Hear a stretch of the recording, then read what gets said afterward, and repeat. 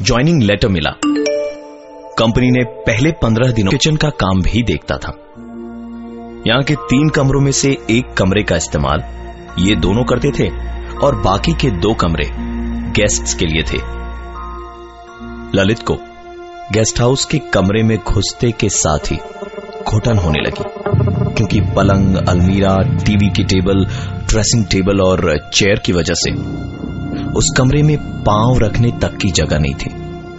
ललित बिस्तर पर लेटा टीवी देख रहा था कि उसकी नजर ड्रेसिंग टेबल के आईने में पड़ी। आईने में उसने देखा कि कोई ठीक उसके सर के पीछे वाली खिड़की से उसे देख रहा है।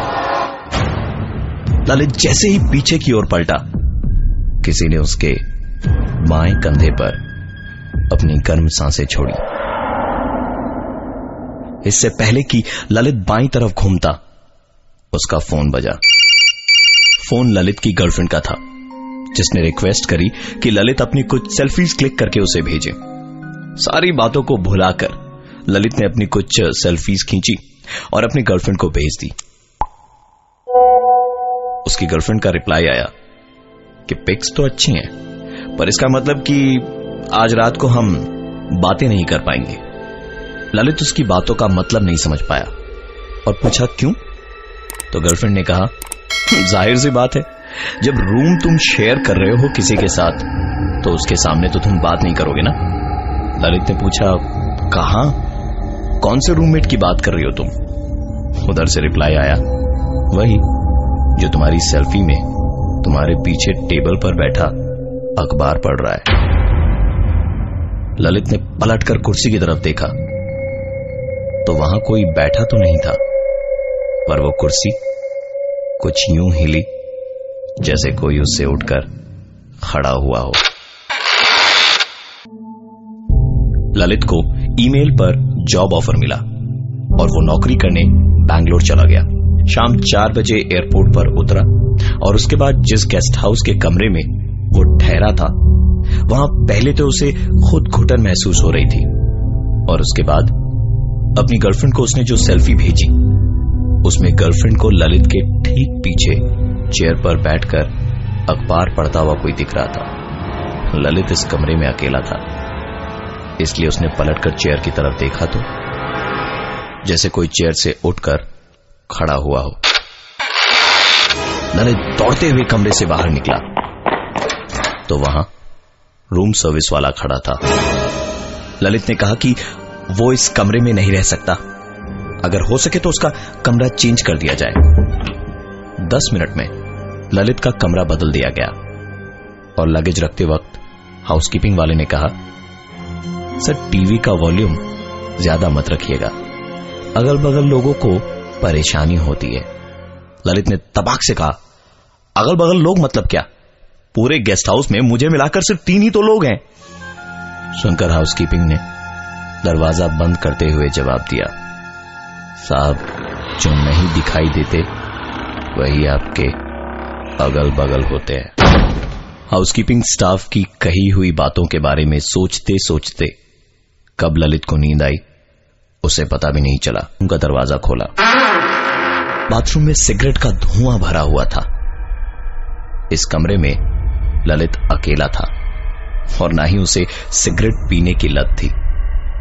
बाथरूम में जो खिड़की थी उससे वो बाहर की ओर झांक रहा था, ये देखने के लिए कि कहीं धुआं बाहर से तो नहीं आ रहा, कि तभी उसे ऐसा लगा मानो कोई उसके बगल से गुजरा।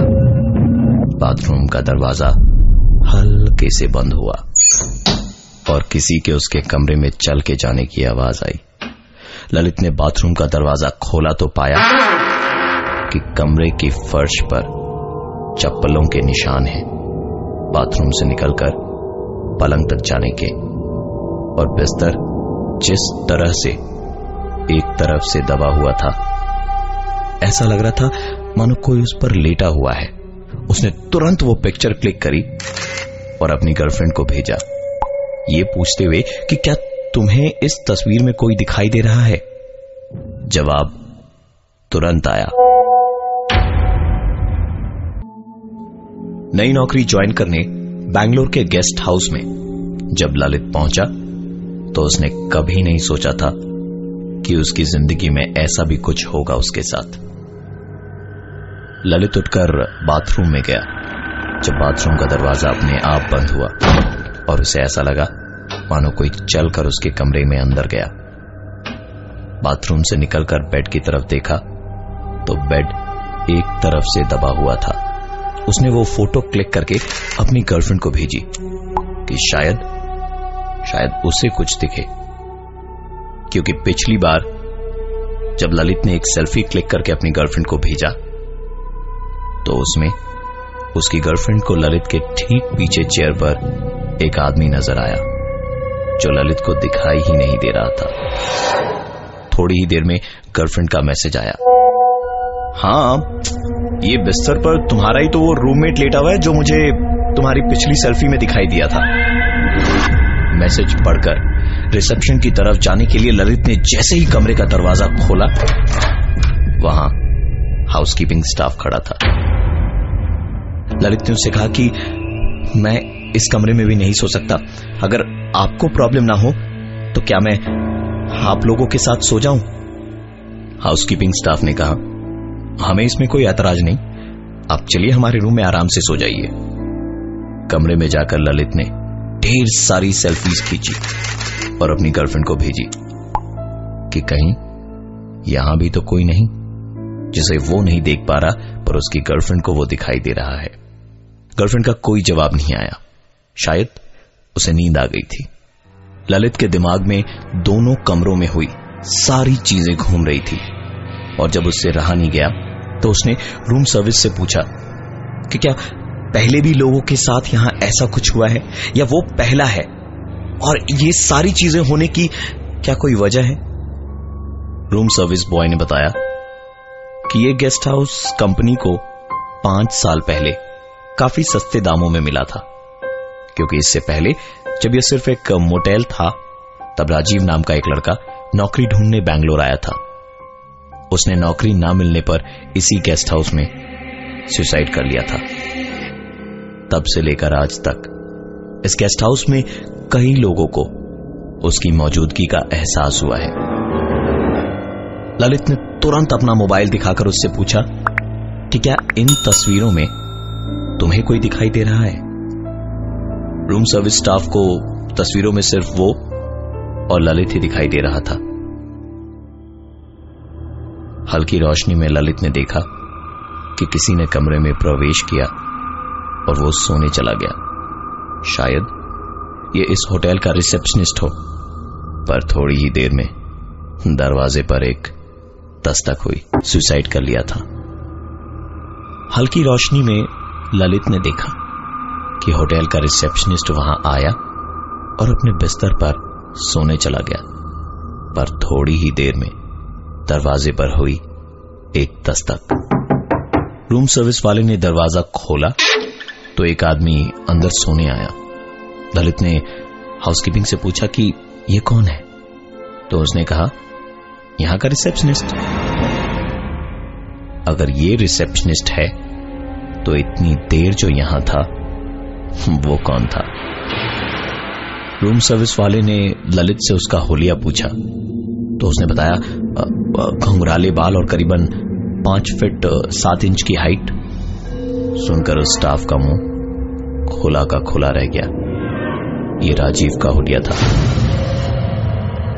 ये जानने के बाद ललित बिस्तर पर और सो नहीं पाया। वो उठकर टेबल पर बैठ गया।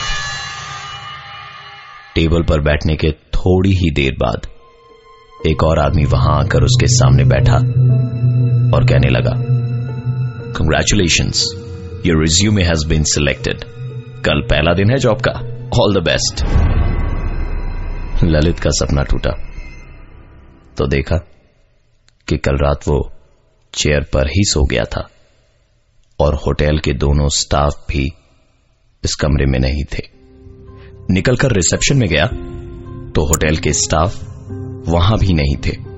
ललित इस गेस्ट हाउस से चेकआउट करना चाहता था, पर उसका सामान जिस कमरे में रखा था वहां जाने की उसकी हिम्मत नहीं थी। इसलिए वो सोफे पर ही बैठकर उन दोनों का इंतजार करता रहा। थोड़ी ही देर में अखबार वाला आया और अखबार दे गया। ललित न्यूज़पेपर पढ़ते पढ़ते अचानक रुक गया, न्यूज़पेपर की एक कॉलम देखकर। ये न्यूज़पेपर का ऑबिटरी कॉलम था, जहां ललित के खुद की मौत की खबर छपी थी। उस न्यूज़पेपर की कंपनी में फोन लगाने के लिए जैसे ही ललित ने फोन निकाला तो उसने बहुत सारे अनरेड मैसेजेस देखे जो उसकी गर्लफ्रेंड के थे।